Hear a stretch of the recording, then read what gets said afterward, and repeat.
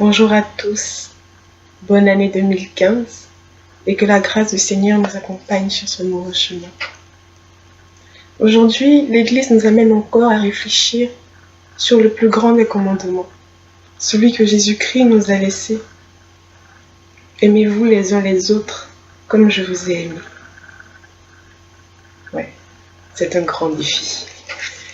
Alors le Seigneur, il nous a aimés au point de nous envoyer son Fils unique, Jésus-Christ, et de le faire mourir sur une croix pour que nous soyons rachetés. Aimer au point de mourir pour l'autre. Est-ce que nous sommes capables de ça? C'est sûr que si on demande à un parent s'il pourrait donner sa vie pour son enfant, il va dire oui, c'est évident. Même nous, quand on sera parents, si on nous demande de donner notre vie pour notre enfant, on va dire oui parce que c'est notre enfant. Mais pour cet étranger, cet inconnu que tu ne connais pas et que tu rencontres un jour comme ça dans la rue, si on te demande de donner ta vie pour lui, est-ce que tu y arriveras? Est-ce que j'y arriverai? Est-ce que ce sera facile? C'est sûr que non. C'est difficile, oui.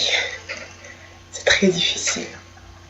Mais le Seigneur, notre Dieu, il est amour. Et le livre de la Genèse nous dit qu'il nous a fait à son image. Alors nous sommes amour nous aussi. Donc nous en sommes capables. Il faut juste qu'on trouve la volonté. Oui, on trouve la volonté d'aimer l'autre, d'aimer le prochain. Le Seigneur, on ne l'a jamais vu. On ne l'a jamais touché. Mais on l'aime. On l'aime de tout notre cœur. Alors, pourquoi est-ce qu'on ne pourrait pas aimer ce prochain, ce frère qui est en face de nous, que Dieu a créé et qu'il aime? Et il est en lui, il est en ce prochain-là qu'il a créé.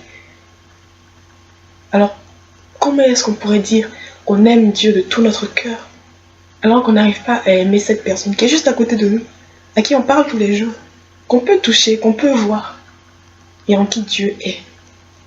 Comment est-ce qu'on pourrait dire qu'on aime Dieu si on n'arrive pas à aimer celui-là?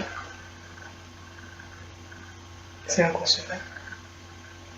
On a chacun nos bons et nos mauvais côtés, c'est sûr. Chacun a des qualités, des défauts. Alors, au lieu de dire « je ne l'aime pas pour ci, je ne l'aime pas pour ça », pourquoi est-ce qu'on ne chercherait pas plutôt à connaître les qualités de cette personne, ses bons côtés, pour pouvoir dire « je l'aime parce qu'il est comme ça ». Alors, Paul, l'apôtre Paul, il nous dit en Corinthiens, 1 Corinthiens, le chapitre 13, les versets 4 à 7. L'amour est patient, l'amour est bon, il n'est pas envieux, il ne se vante pas, il n'est pas orgueilleux. L'amour ne fait rien de honteux, il n'est pas égoïste, il ne s'irrite pas, il n'éprouve pas de rancune. L'amour ne se réjouit pas du mal, mais il se réjouit de la vérité. L'amour permet de tout supporter. Il nous fait garder en toutes circonstances la foi, l'espérance et la patience. L'amour est éternel. Voilà. C'est ce que nous devons nous atteler à faire. C'est ce vers quoi nous devons tendre. Cet amour vrai-là. Cet amour qui peut déplacer des montagnes. Qui peut sauver l'autre. Alors la première lecture nous dit que qui demeure dans l'amour demeure en Dieu et Dieu demeure en lui. C'est ce à quoi nous aspirons tous. Oui, nous aspirons tous à cette communion parfaite avec le Seigneur. Cette communion où on sent vraiment qu'il est là avec nous à tout moment. Où on sent vraiment qu'il fait partie de nous, qu'il demeure en nous. C'est ce qu'on veut tous. Alors voilà la clé. C'est cet amour vrai là. cet amour. Une fois que l'amour t'habite, tu fais plus attention à ceux qui t'entourent. Tu fais plus attention aux gens qui sont autour de toi. Le prophète Matthieu, il nous dit au chapitre 25, versets 34 à 36. Alors, le roi dira à ceux qui seront à sa droite, « Venez, vous qui êtes bénis par mon Père, et recevez le royaume qui a été préparé pour vous depuis la création du monde. Car j'ai eu faim, et vous m'avez donné à manger. J'ai eu soif, et vous m'avez donné à boire. J'étais étranger, et vous m'avez accueilli chez vous. J'étais nu, et vous m'avez habillé. J'étais malade, et vous avez pris soin de moi. J'étais en prison, et vous êtes venus me voir. » Oui. Quand on a l'amour, on fait attention aux autres, et du coup, on se préoccupe de leur bien-être, et on s'occupe d'eux. Et le Seigneur, il est en chacun de ces petits à qui on aura fait ce bien-là. Et cet amour que nous aurons eu pour ce prochain, qui nous aura poussé à poser ses actes envers celui-ci, c'est cet amour-là qui va nous ouvrir les portes du royaume des cieux. Oui. Une fois qu'on a l'amour, les portes du royaume sont ouvertes. La première lecture nous dit également, il n'y a pas de crainte dans l'amour. L'amour parfait bannit la crainte, car la crainte implique un châtiment, et celui qui reste dans la crainte n'a pas atteint la perfection de l'amour.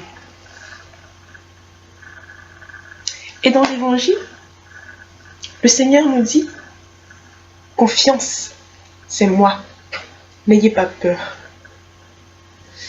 Alors, je ne sais pas si vous avez déjà rencontré quelqu'un qui a vraiment cet amour-là en lui. J'ai eu ce privilège de rencontrer quelqu'un qui aimait vraiment les autres, même sans te connaître. Alors c'est quelqu'un qui respire la joie. On a envie de l'approcher, on a envie de lui parler. Parce que quand on s'approche de cette personne, on a l'impression que sa joie nous contamine. Qu'elle nous contamine. On devient heureux, tout d'un coup. Même si on avait des problèmes, on les oublie. On se sent juste léger, heureux, tranquille à ses côtés. Quand on a cet amour, ce genre de personne, même quand il vous demande quelque chose, même quand elle vous demande quelque chose, même si tu as envie de dire non, tu ne peux pas, tu n'y arrives pas. Tu ne peux que dire oui.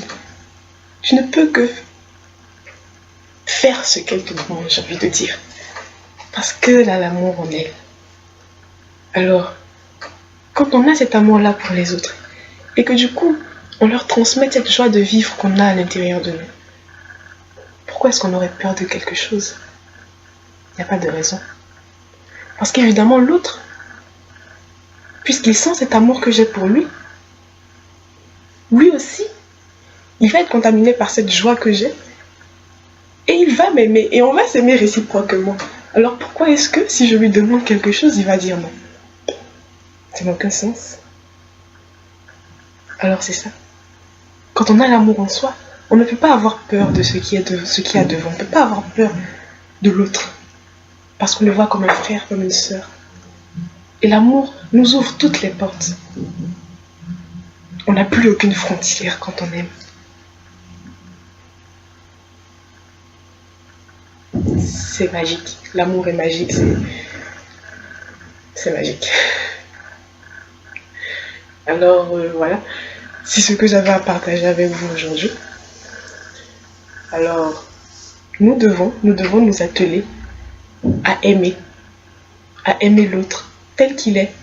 C'est parce que si Dieu l'aime lui tel qu'il est, pourquoi est-ce que toi, tu ne l'aimerais pas?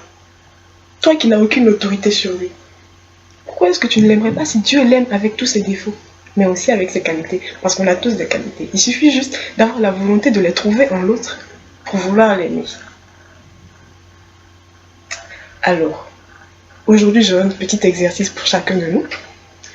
Je voudrais qu'aujourd'hui, après avoir béni le Seigneur pour la vie qu'il nous donne encore, nous puissions lui demander de semer l'amour dans nos cœurs, de semer l'amour en chacun de nous, afin que nous puissions le semer dans le cœur des autres, et que cet amour soit contagieux, et qu'on puisse tous s'aimer au final. Alors aujourd'hui, on va tous sortir de nos maisons avec un large sourire, un très beau sourire, et on va tout simplement dire bonjour, s'intéresser à ces personnes qu'on va rencontrer aujourd'hui. Un simple bonjour, comment vas-tu? Avec un sourire, ça peut illuminer la vie, la journée de quelqu'un. Ça peut... C'est contagieux en fait. Cette personne-là aussi va ressentir cette joie, va ressentir cet amour que tu as envie de lui donner. Et comme ça, tu auras illuminé sa journée. Et voilà. L'amour, c'est dans les petites choses en fait. Dans les petites choses. Alors voilà. Très bonne journée à chacun et que la grâce du Seigneur nous accompagne.